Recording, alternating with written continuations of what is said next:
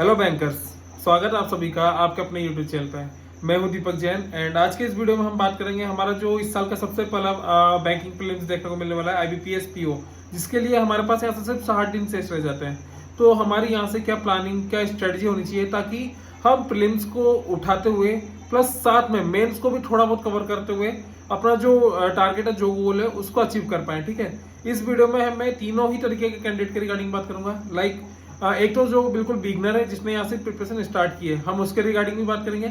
हम उसके नजरिए से भी देखेंगे जो कि प्रीलिम्स में फंस रहा है, लाइक उसका भी प्रीलिम्स में मार्क्स नहीं आ रहे, जो कि अभी मेंस उठाया नहीं है। एक तीसरे अगर बात करूं तो एक ऐसा कैंडिडेट जो कि प्रीलिम्स पहले दे चुका है, प्रीलिम्स क्वालिफाई कर चुका है। तो हम तीनों ही कैंडिडेट को यहाँ से लेकर उनके रिगार्डिंग उनकी क्या अप्रोच होनी चाहिए उस पर हम बात करने वाले हैं। तो गाइस, किसी भी एग्जाम की प्रिपरेशन से पहले हमें उस एग्जाम के बारे में जान लेना ज़्यादा इंपॉर्टेंट होता है। लाइक कि एग्जाम का पैटर्न क्या है या फिर उसकी डिफिकल्टी लेवल क्या है। अगर हम बात करें आईबीपीएस पीओ के रिगार्डिंग, तो देखो इसमें जो क्वेश्चन देखने को मिलेंगे वो काफ़ी क्वालिटी के क्वेश्चन रहेंगे। या पेपर का लेवल की बात करूँ तो हमें एक स्टैंडर्ड लेवल का क्वेश्चन पेपर देखने को मिलेगा, जिसके कारण काफ़ी सारे कैंडिडेट आईबीपीएस पीओ या फिर एसबीआई पीओ से मतलब जो इवन बोलते ना कि कंपटीशन देने से ही पहले ही पीछे हट जाते हैं कि यार हमसे तो इस लेवल के क्वेश्चन बनेंगे नहीं। लेकिन हर एक चीज के दो पहलू होते हैं। अगर आप बात करें आईबीपीएस पीओ के लास्ट 3 साल के कट ऑफ की, तो मैं आपको बता देता हूँ जो 2022 का कट ऑफ था 49.75 था, 2023 का कट ऑफ 54.25 था, 2024 का कट ऑफ 48.50 था। तो आप समझ पा रहे हो कि यार गाइस, आपको सिर्फ 100 में से उसके सिर्फ 50% की प्रिपरेशन करनी है। हम 50% नहीं, हम 60% की प्रिपरेशन लेके चलेंगे। तो चीज़ों को सबसे पहले तो समझो। आप जिस चीज़ को बहुत ज़्यादा डिफिकल्ट समझ रहे हो ना, वो कहीं ना कहीं एक पॉजिटिव पॉइंट भी है, क्योंकि काफ़ी सारे कैंडिडेट अपने आप में इनका पेपर का नाम सुन के ही पीछे हट जाते हैं कि यार पीओ का पेपर है तो हमसे तो होगा ही नहीं, तो उसको टारगेट ही नहीं करते। तो आपका कंपटीशन वहां से पहले ही कम हो जाता है। तो इस चीज़ का फायदा उठाओ कि अगर जिस चीज़ से सब भाग रहे हैं ना, उसकी तरफ आगे बढ़ो एंड एक कॉन्फिडेंस के साथ आगे बढ़ो।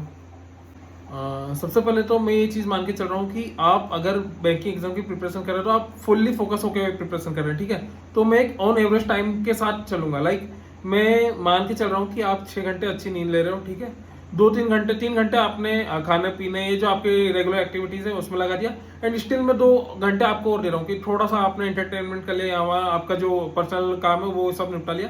तो अगर मैं 24 घंटे में से आपको 11 घंटे हटा भी दूं तो आपके जो बच रहे हैं 13 घंटे। मैं ये चाह रहा हूँ कि आप अपने सिलेक्शन के लिए कम से कम मिनिमम 13 से 14 घंटे आपकी पूरी फोकस्ड हो गए, मतलब पूरी तरीके से अपनी स्टडी को देना, क्योंकि ये आने वाला जो 6 महीने ना, ये आपके लिए बहुत ज्यादा क्रूशियल मोमेंट है। ठीक है, इसमें आपका एक एक मिनट काफी ज्यादा मायने रखेगा। ठीक है, तो इसी के अकॉर्डिंग मैं अपनी स्ट्रेटजी बताऊंगा। अब सबसे पहले मैं लेके चल रहा हूँ बिल्कुल एक एवरेज कैंडिडेट के रिगार्डिंग।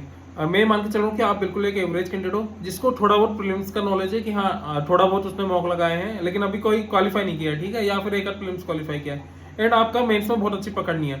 ठीक है, अब यहाँ से आपको किस तरीके से स्ट्रेटजी लेके चलनी होगी। तो देखो, एक चीज का ध्यान रखना कि आपका अगर प्रीलिम्स ही अभी स्ट्रांग नहीं है ना, तो मेंस में आपको अभी बहुत ज्यादा फोकस नहीं करना है। अभी हमारा जो एक गोल रहेगा वो ये रहेगा कि हमारा जो डेली रूटीन है उसमें कम से कम मिनिमम 70 से 75% हम प्रीलिम्स को ही टारगेट कर रहे होंगे, एंड जो 25 या 30% में हिस्सा होगा वो हम मेंस के लिए दे रहे होंगे। ठीक है, एक बात को समझो, अगर आपका प्रीलिम्स भी क्वालिफाई नहीं होगा ना, तो मेंस की प्रिपरेशन करने का कोई सेंस ही नहीं निकलेगा।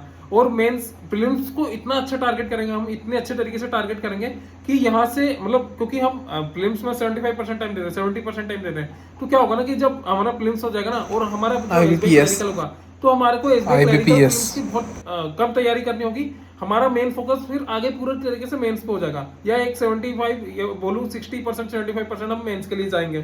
ठीक है, तो आपको सुबह उठ के सबसे पहले क्या करना है, आपके जो स्क्वायर्स, क्यूब, टेबल्स, परसेंटेज से फ्रैक्शन, फ्रैक्शन से परसेंटेज, या फिर आपके जो इंपॉर्टेंट फॉर्मूलाज होते हैं ना, जो भी आपने नोट डाउन कर रखे हो अगर, तो उनका पूरी तरीके से डेली रिवाइज करना है।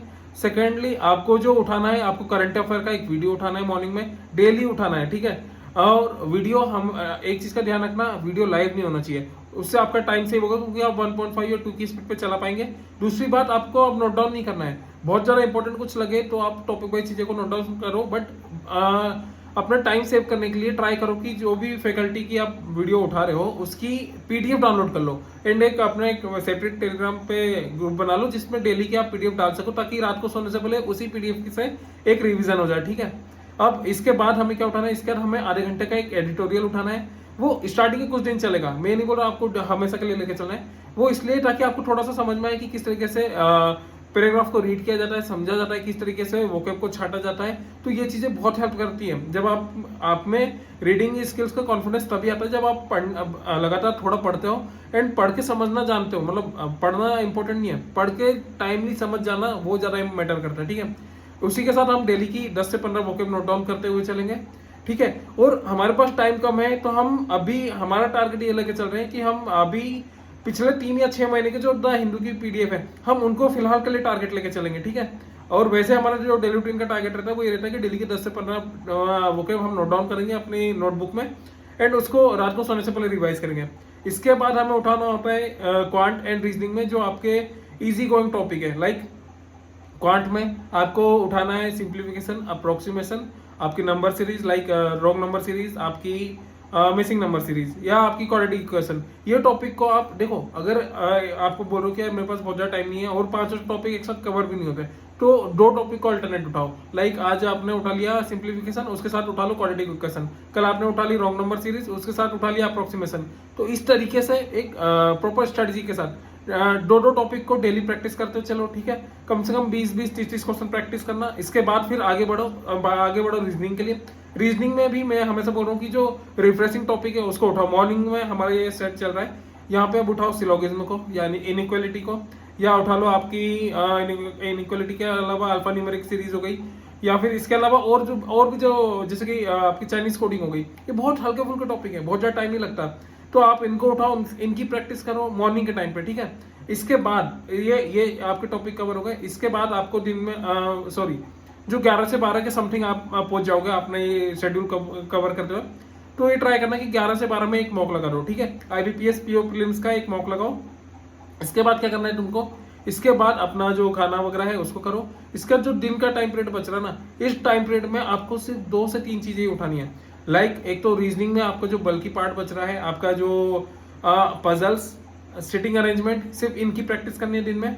एक जो अरिथमेटिक की बात करूं, मैथ की बात करूं, तो इसमें आपको DI उठाना है, ठीक है। DI उठाओ, या DI के अलावा जो अरिथमेटिक है उसको दिन में कवर करो। हमारा जो बल्कि वाला पार्ट रहेगा वो दिन का 4 घंटा, हमारा 3 से 4 घंटा जो रहेगा वो इन टॉपिक के लिए रहेगा। इसके बाद इवनिंग की बात करूं, देखो अगर आप टाइम जोन की भी बात करें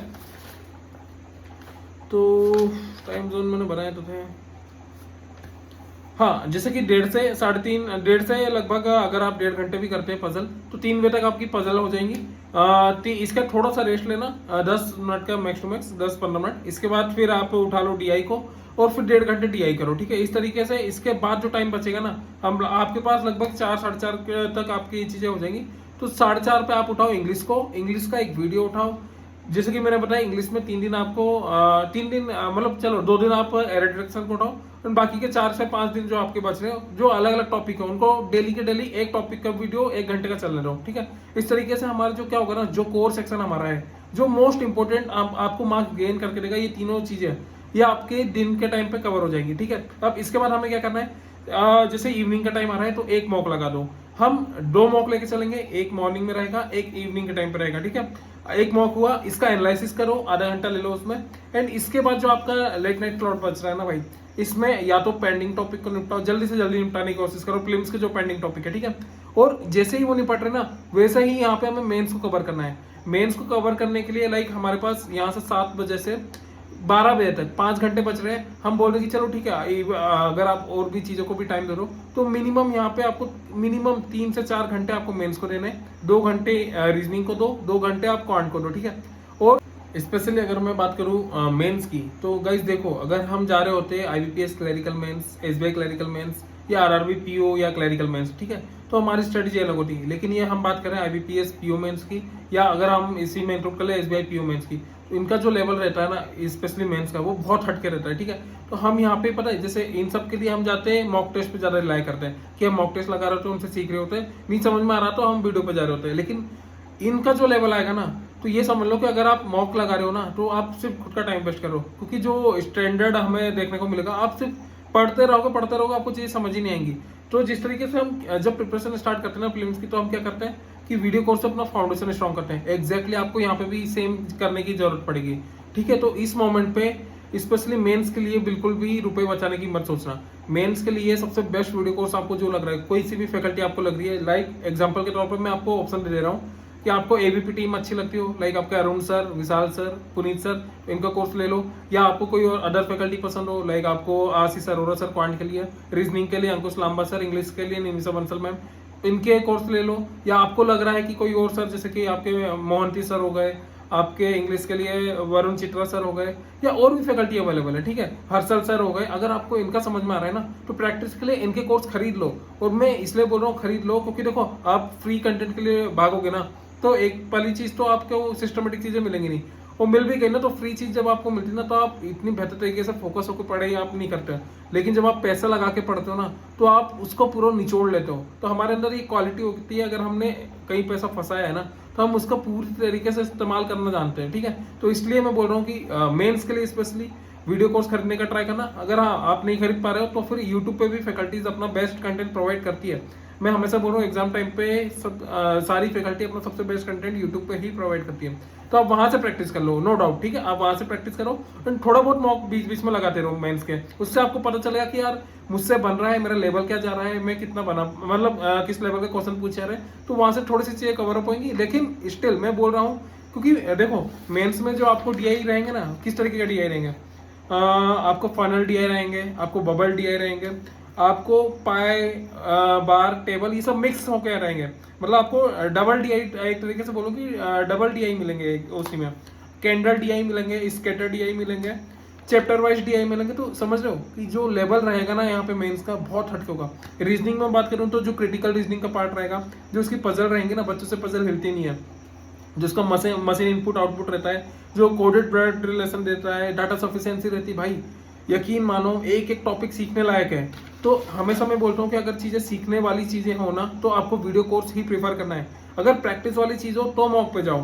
तो स्ट्रैटेजी इस तरीके से बनाओ कि आपका रिजल्ट निकले। ठीक है, अब मैं बात कर लेता हूँ एक ऐसे कैंडिडेट की जो कि पहले प्रीलिम्स दे चुका है। ठीक है, एंड वो मतलब प्रीलिम्स दे चुका है, प्रीलिम्स क्वालिफाई कर चुका है, एंड उसके प्रीलिम्स बहुत अच्छे से तैयार है। तो गाइस आप लोगों को क्या करना है ना, कि आप लोगों को ये लेके चलना है कि आपका जो 60% है वो 60 से 50% वो प्रीलिम्स को रहे, एंड जो 50% है वो मेंस के लिए रहे। ठीक है, आपको प्रीलिम्स को छोड़ना नहीं है। ऐसा नहीं है कि पूरी तरह से मेंस पे ही शिफ्ट हो गए, आपको प्रीलिम्स भी साथ में लेके चलना है, आपको मेंस के लिए भी जाना है। और मैं हम बोल रहा हूँ कि अगर मेंस अच्छा है, अगर आपको लग रहा है कि आप क्वेश्चन बना पा रहे हो मॉक में, मॉक देके देखो, अगर आप एवरेज क्वेश्चन बना पा रहे हो, मतलब आपके एक जो एवरेज बंदे ला रहे हैं आप उतना ला पा रहे हो ना, तो आप मॉक के साथ जा सकते हो। लेकिन आपको लगे कि यार एवरेज से नीचे है, मतलब आपसे क्वेश्चन बन नहीं रहे, हिल नहीं रहे, तो फिर आप भी वीडियो पे ही जाना। ठीक है, तो स्ट्रेटजी उस अकॉर्डिंग बनाना जिस अकॉर्डिंग आपके मार्क्स ज्यादा इंक्रीज हो। एंड अब मैं बात करता हूँ कि बिल्कुल ही बिगनर की, कि यार बिल्कुल ही बिगनर हूं मैं, तो सबसे पहली चीज गाइस आपको है ना, मेंस पे तो जाना ही नहीं है, क्योंकि मेंस पे जाने का कोई सेंस बनता ही नहीं है आपका। आपको सबसे पहले अपना फाउंडेशन स्ट्रॉन्ग करना है। फाउंडेशन इस तरीके से स्ट्रॉन्ग करो, और देखो आपको मॉक पे भी तब तक नहीं जाना है जब तक कि आपका 70-80% जो कोर्स है वो कवर नहीं हो जाता। जब तक आपका 70-80% कोर्स कवर नहीं होना, तब तक आप सेक्शनल मॉक पे जा सकते हो।